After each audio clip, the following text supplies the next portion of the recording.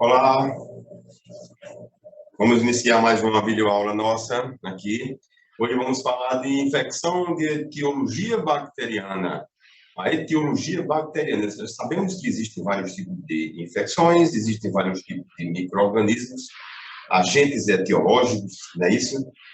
Como vírus, fungos, bactérias, de forma geral, protozoários. Mas hoje vamos dar um resuminho para vocês sobre infecção de etiologia bacteriana, aquelas infecções causadas exclusivamente por bactérias, não é isso? Então, as infecções bacterianas, de forma geral, pode ser considerado um termo utilizado para caracterização das doenças provocadas por bactérias. As bactérias, quais as bactérias? Aquelas bactérias patogênicas, tá? Aquelas que produzem elementos, produtos tóxicos, tá bom? E entre essas principais bactérias, podemos destacar as bactérias anaeróbias, as bactérias aeróbias, e entre as anaeróbias, as microaerófilas, aquelas que dependem de uma pequena quantidade de oxigênio para sobreviver, para elas realizar o seu metabolismo, né? E as anaeróbias facultativas, aquelas que toleram alguma quantidade de oxigênio, que também podem sobreviver nos dois tipos de ambiente, no ambiente aeróbio, com oxigênio, e no ambiente anaeróbio, com na ausência de oxigênio, não é isso? Existem aquelas anaeróbias obrigatórias que só sobrevivem, só realizam o seu metabolismo, só trabalham no ambiente anaeróbio, com ausência de oxigênio, não é verdade? Então, em geral, ela ocorre principalmente a partir da exposição a estes micro-organismos. A infecção, em geral, ocorre dessa maneira, tá? Quando você se expõe ou tem um contato direto, contamina, sei lá, de determinadas formas, né? Com secreções através de água, alimentos contaminados, objetos contaminados, é que você pode adquirir. Claro que existem outros fatores que estão associados a esse tipo de infecções, né? Como eu falei, a contaminação do ambiente, a ingestão de matéria orgânica, a ingestão de produtos, de alimentos contaminados. Os animais, por exemplo, podem ingerir água contaminada, alimentos contaminados por E. coli, um E. coli, ele fala assim, um coliforme termotolerante, né? E pode desenvolver, a partir dessa alimentação contaminada por E. coli, lógico que todas as E. coli não são patogênicas, mas é uma bactéria que pode produzir produtos tóxicos, né? Existem vários tipos de sorotipos de E. coli, subtipos de E. coli, né? Então, essa excreção fecal produzida por esses animais, esses dejetos, pode contaminar o ambiente, não só pelos animais em geral, estou falando do homem e o animal de forma em geral, né? Pode contaminar o ambiente e esse ambiente trazer essa contaminação através da água, contaminar o alimento e chegar até a mesa, sua mesa, né? Ou ao seu local de trabalho, ou no seu em casa, no momento do banho, da ingestão de água, lavar as mãos ou lavar os seus alimentos com essa água contaminada, que não é tratada, né? E essa transmissão também pode ocorrer de pessoa para pessoa, tá certo? Então, no momento que você se contamina, pode adquirir, pode desenvolver um processo infeccioso, pode desenvolver uma infecção e, posteriormente, de acordo com a patogenicidade, desenvolver uma doença infecciosa, né? Como eu falei, só no momento da utilização da água contaminada, você imagina aí uma água contaminada aqui, uma água limpa, não vai gerar tanto transtorno, não é isso? Porém, a água contaminada, não apenas com bactérias, como protozoários, de forma geral, como Giardia, ameba, entre outros micro-organismos, mas, de fato, a gente está falando aqui, se detendo mais na infecção bacteriana, né? O contato direto com essa água contaminada, seja em rios, lagos, seja na própria água que está sendo distribuída, né? Nos banhos com água contaminada, isso aí vai gerar transtornos, vai gerar alergias, vai gerar processo dermatológico, de indigestão, vai gerar náuseas, vai poder ter outros sintomas que vocês podem adquirir, né? Ou seja, a pessoa, o indivíduo que ingeriu essa água contaminada, né?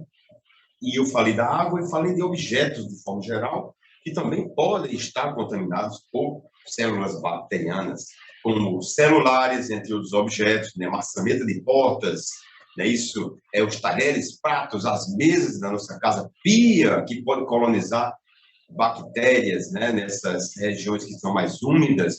O dinheiro que é comercializado, que é utilizado para fins de compras, em geral, também pode estar levando, pode estar carregando esses micro-organismos, assim como os alimentos, buchas, sabonetes, que podem também, de alguma forma, armazenar esses micro-organismos, assim como os banhos comunitários, as piscinas que não são cuidadas, não são tratadas de forma adequada, podem também conter células bacterianas, podem também conter bactérias que podem causar doenças, como as bactérias patogênicas, não é isso?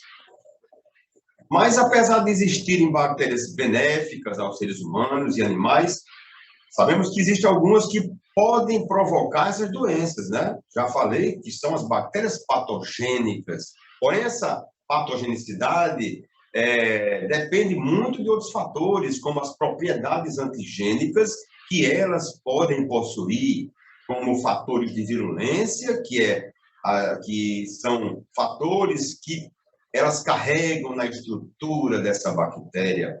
Esses fatores de virulência, entre elas, são as toxinas, as endotoxinas, por exemplo, tem algumas bactérias, alguns grupos de bactérias que levam na composição da parede celular, a gente chama de endotoxinas bacterianas, que é um conjunto formado por lipopolissacarídeos, são os polissacarídeos mais os fosfolipídios da membrana celular da bactéria, né? Assim como exotoxinas, que são enterotoxinas produzidas no interior da bactéria. Não são todas as bactérias que produzem essas toxinas, mas, como eu falei, essas propriedades antigênicas são exatamente as armas que as bactérias possuem para atacar determinadas células, certo? Determinado sítio infeccioso, seja qual for o tipo de sítio infeccioso, a localização desse processo, desse dano que inicialmente ela possa produzir, né?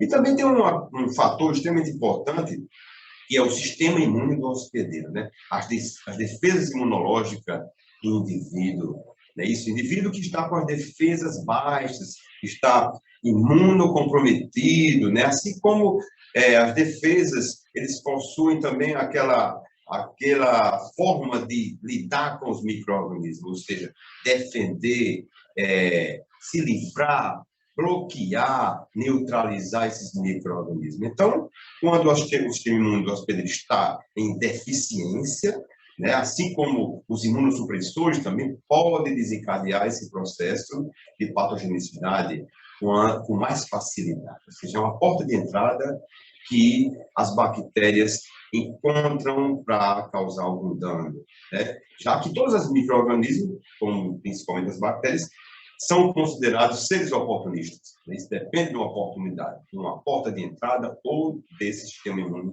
do hospedeiro em deficiência, né? Podemos trazer, então, para vocês aqui as principais infecções transmitidas por bactérias.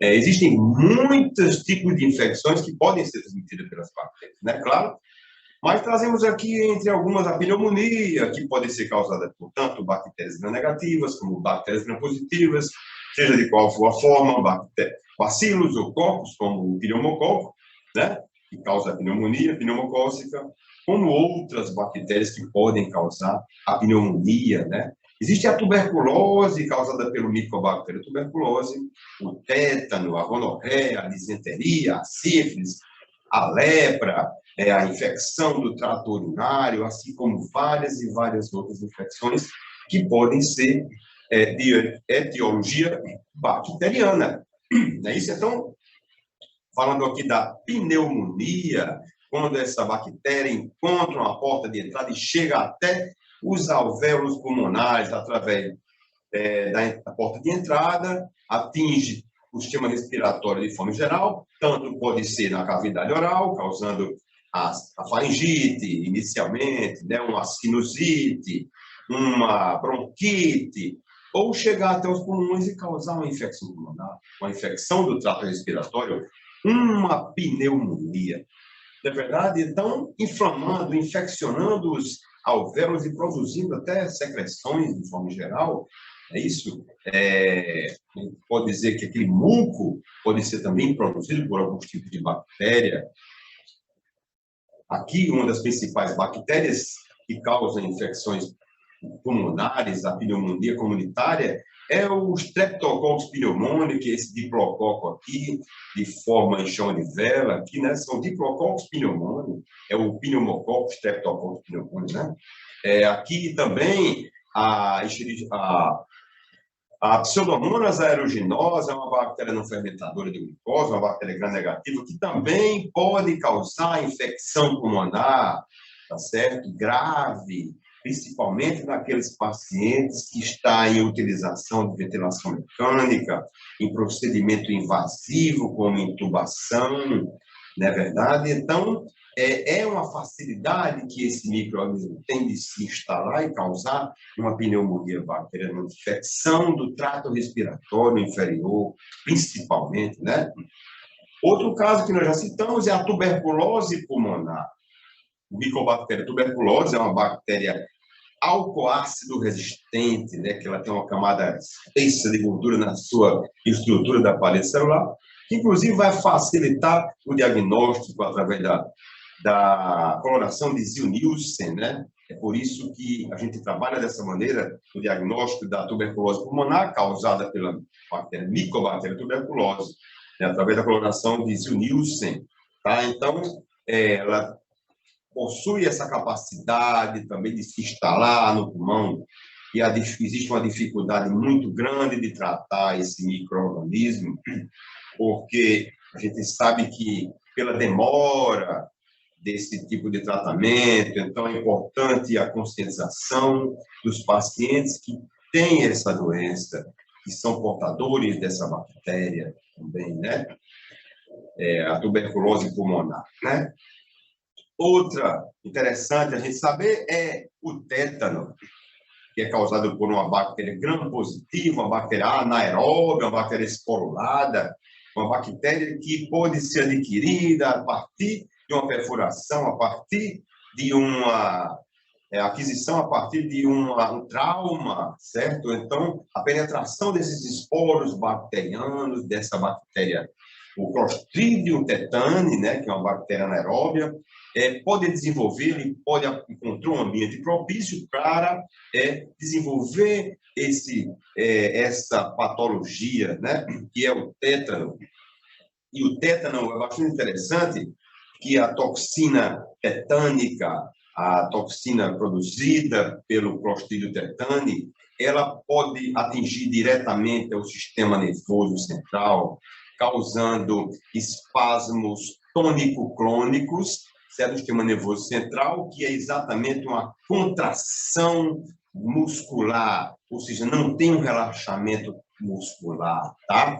Então, essa neurotoxina tem a capacidade de bloquear a inibição desses movimentos musculares, a inibição da contração muscular. Por isso que ela tem essa capacidade de produzir esses espasmos tônico-clônicos, né? Então, isso é uma característica da infecção bacteriana pelo Clostridium tetani. Outra doença interessante, que é a mais comum, provavelmente, é a infecção do trato urinário, né? As uretrites, as pielonefrites, as cistites, né? Aqui uma bexiga, mostrando aqui o trato urinário do sexo feminino, o trato urinário do sexo masculino. Nós sabemos que tem bactérias que têm essa capacidade de colonizar a uretra, de contaminar a uretra, tá certo? E chegar e ascender, ou seja, ela se movimenta até a bexiga causando a cistite. Quando a infecção é na bexiga, a gente chama de cistite. E também pode chegar até os ureteres, ascender até os ureteres, causando a ureterite, né? E também chegando até os rins, causando uma infecção mais grave, com a sintomatologia muito mais intensa, né? Que é a pielonefrite, a infecção nos rins, inclusive danificando aquela unidade morfofuncional do rim, né? Que é a cápsula de Bowman, que é uma parte do néfron, que é a unidade morfofuncional do rim, a unidade fundamental da filtração glomerular, não é isso?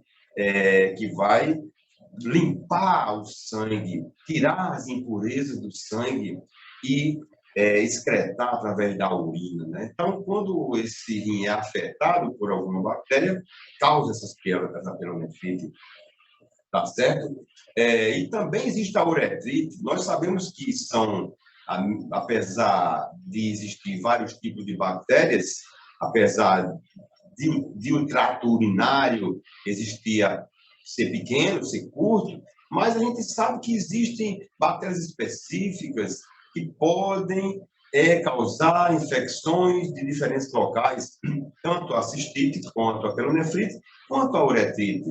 As mais comuns das cistites, pielonefrites, são as enterobactérias, como a principal responsável pela infecção do trato urinário, é a Escherichia coli, a Escherichia coli, uma bactéria gram-negativa, né, um coliforme, né?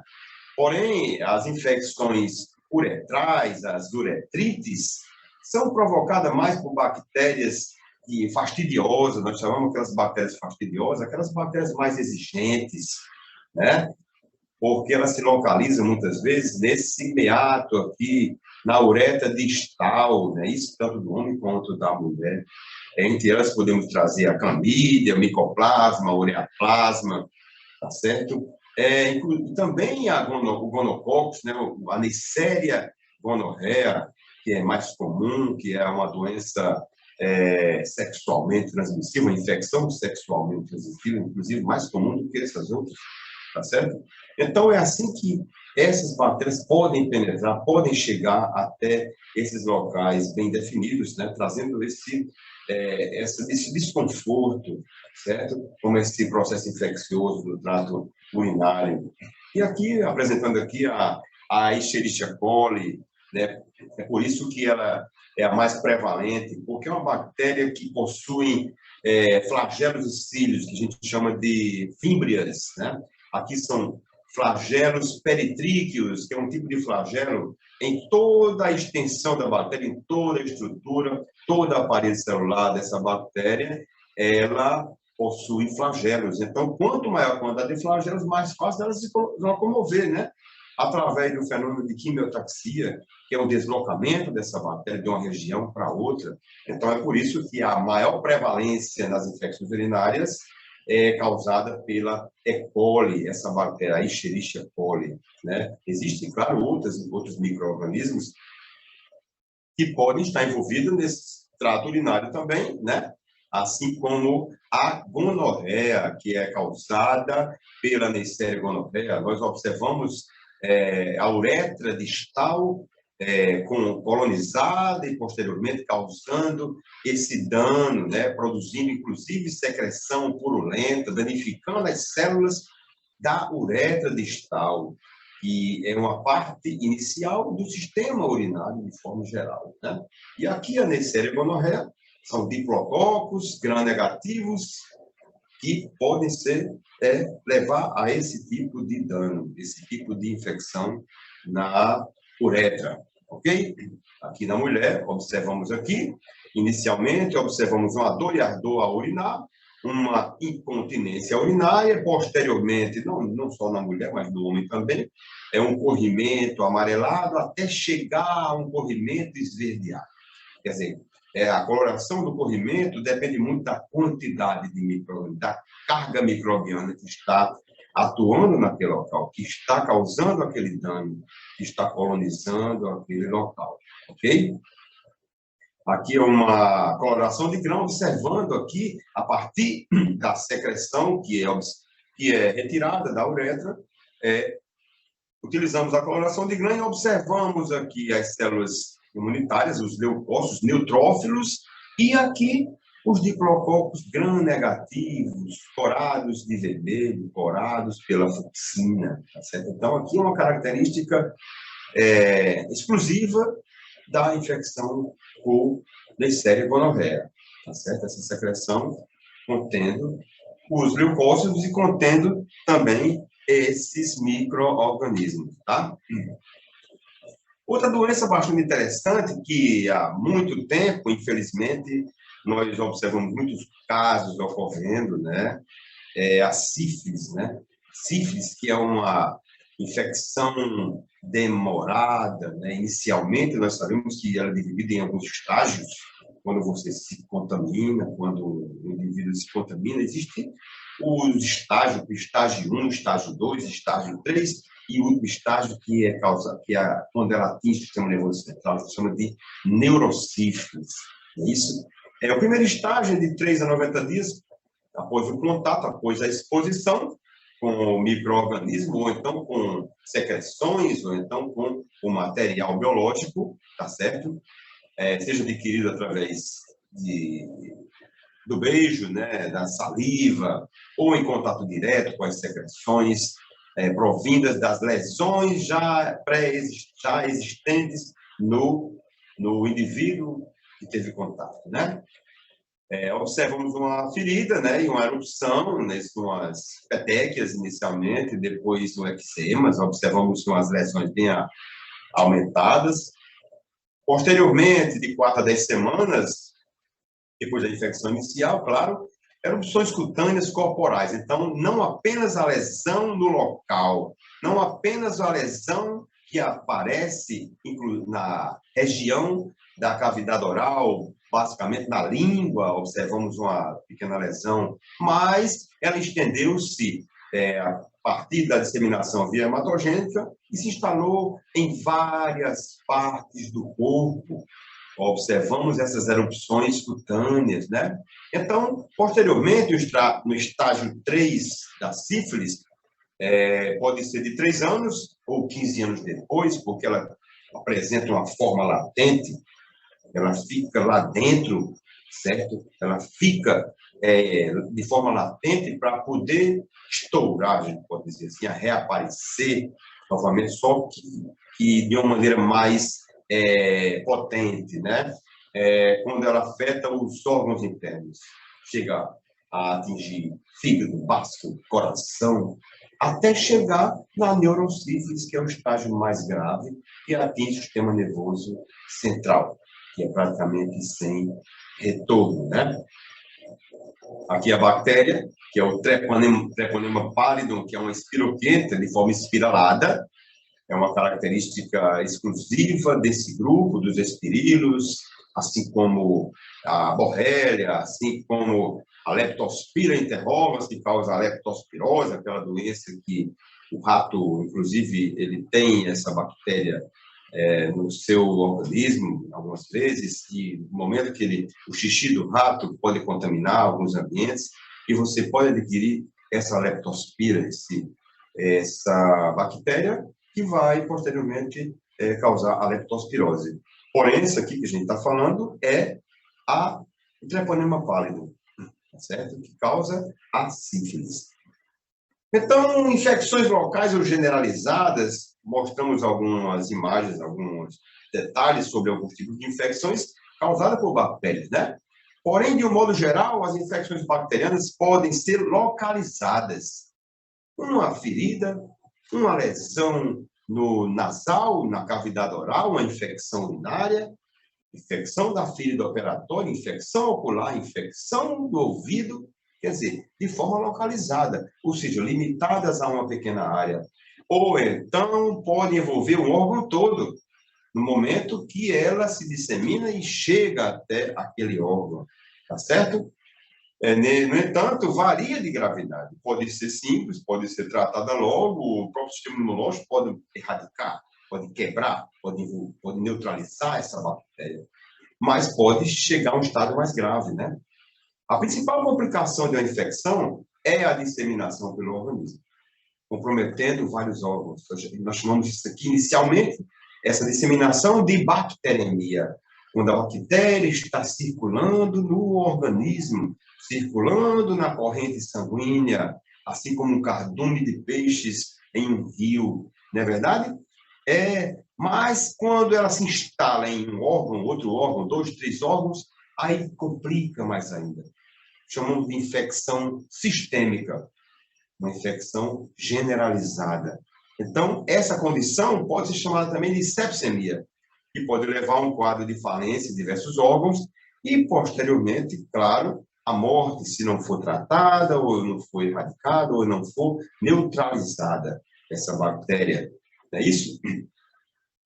Os principais sintomas e sinais clínicos produzidos pelas doenças bacterianas costumam provocar, inicialmente, febre alta e alguns sintomas que tendem a piorar com o tempo, né? Claro que é o primeiro sinal que a gente observa, é essa dor no local e essa febre, é certo? Porque a febre é um sinal clínico. Tem algumas bactérias que têm essa capacidade de desenvolver a partir das toxinas, das endotoxinas bacterianas, que tem essa capacidade, tem esse fenômeno de causar o choque, a febre, né? Além disso, as infecções bacterianas costumam causar a dor em um local específico do corpo. Quando essa dor está mais abrangente, podemos dizer que está muito mais complicado. Não é isso?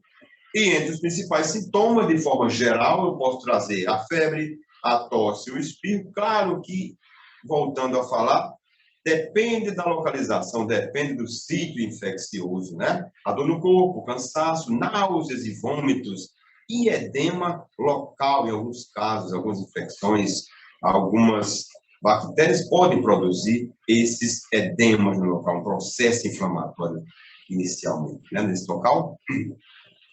Com relação ao tratamento dessas infecções bacterianas, geralmente é realizado com antibióticos específicos, antimicrobianos, classes de antimicrobianos específicos para determinados grupos de bactérias. Lógico, tem antibiótico que é direcionado para bactérias gram-negativas, antibiótico que é direcionado para bactérias gram-positivas, para bactérias anaeróbias, né? E também depende do local, do sítio infeccioso, pode também ter esse direcionamento. E nós sabemos que os antimicrobianos trabalham de uma forma de quebrar aquela bactéria, ou seja, aquele processo infeccioso que está existindo, atuando aonde? Atuando nos pontos que façam com que essa bactéria não se desenvolva, como, por exemplo, atacando a produção da membrana celular, a síntese da membrana celular, a síntese da parede celular, atacando a síntese de proteína, ou seja, atuando lá nos ribossomos, evitando que essa bactéria reproduza, duplique o seu material genético, né? Então, vai ficar mais, como é que eu posso dizer assim, mais fragilizada essa bactéria, vai perder aquele poder que ela tem, aquele poder, aquela virulência que ela tem, os fatores de virulência que ela possui, as armas que ela tem, foram afetadas, foram atingidas pelos antimicrobianos. Não é isso? Então, assim como os outros medicamentos, esses antibióticos também podem ser recomendados, né? Ok? Entre outros medicamentos que podem ser usados, claro que, dependendo, podem ser associados ou não, são os analgésicos, os anti-inflamatórios, porém, os específicos para tratar as infecções, para destruir as bactérias, neutralizar essas bactérias, são os antimicrobianos, são os antibióticos, que podem ser os bacteriostáticos e os bactericidas, aqueles que inibem, bloqueiam e aqueles que matam, que destroem as bactérias, né? E dessa forma, podemos dizer que a antibiótico-terapia que pode ser aplicada nas infecções depende do tipo de infecção, do sítio infeccioso, do micro-organismo isolado. Porém, é importante, vale salientar, a importância de realizar o teste de suscetibilidade aos antimicrobianos.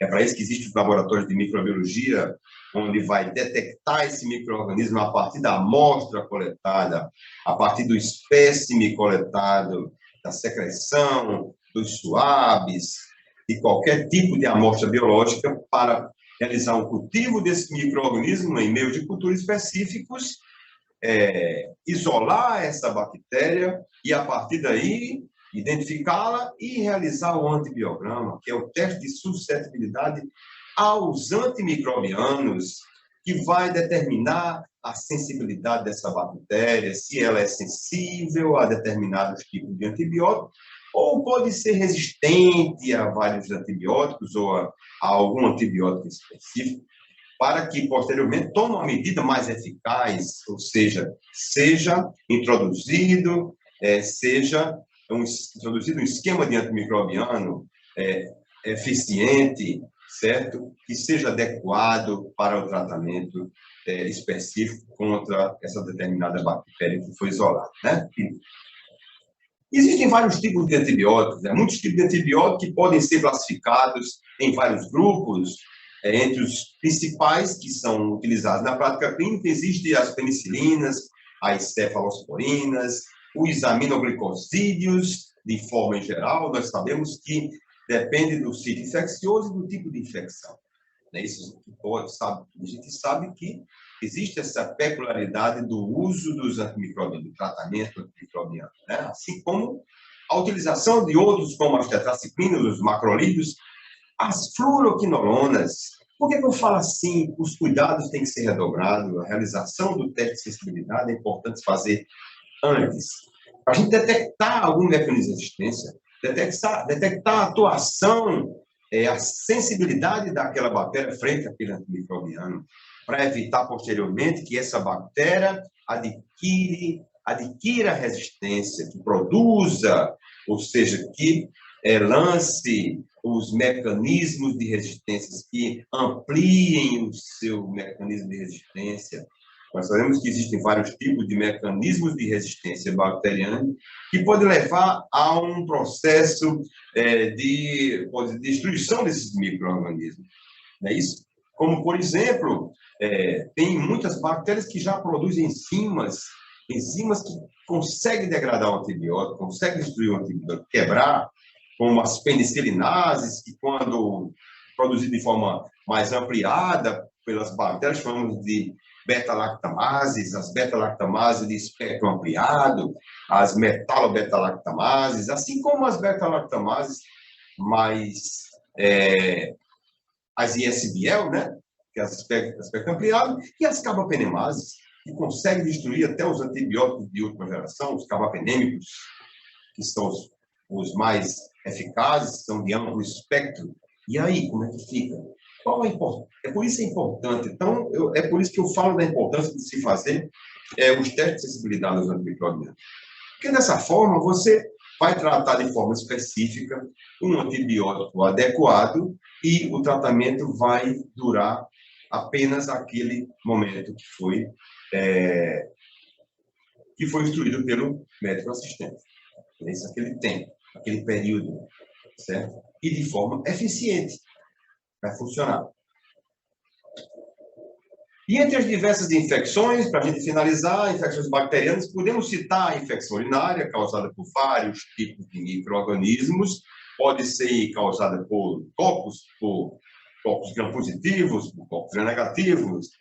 Os cocos gram-positivos entre os principais que causam as infecções urinárias, podemos citar os enterococos fecales, os estafilococos saprofíticos, que atua mais em mulheres jovens, né? A meningite meningocócica e a meningite pneumocócica. A meningite pneumocócica, que é causada pela bactéria, o Streptococcus pneumoniae, e a meningite meningocócica pela Neisseria meningitidis. Isto tem importância de grande valia, que é a detecção dessa meningite, quando se vai fazer um exame do líquido, uma coloração de grama, porque a meningite pneumocócica não é contagiosa, já a meningite meningocócica ela é contagiosa. Então, existe uma grande importância de detectar esses micro-organismos, de poder isolar essa bactéria, determinar, ou seja, a partir desse exame presuntivo, que é a bacterioscopia, a partir da coloração de grama, né? Existe a clamídia, que é causada pela Clamídia trachomatis, a gonorreia, causada pela Neisseria gonorreia, a sífilis, que já vimos, a hanseníase e a tuberculose, que é causada por uma bactéria que tem o mesmo gênero, porém de espécies diferentes, porém as manifestações clínicas são diferentes. A hanseníase, que é a lepra, e a tuberculose, tem a tuberculose pulmonar, porém essa tuberculose, essa bactéria, micobactéria tuberculose, pode também colonizar abscessos, certo? Abscessos mamários, abscessos hepáticos, abscessos em várias partes do corpo também, não apenas porque o nome é tuberculose, pode estar associado à tuberculose pulmonar, tá?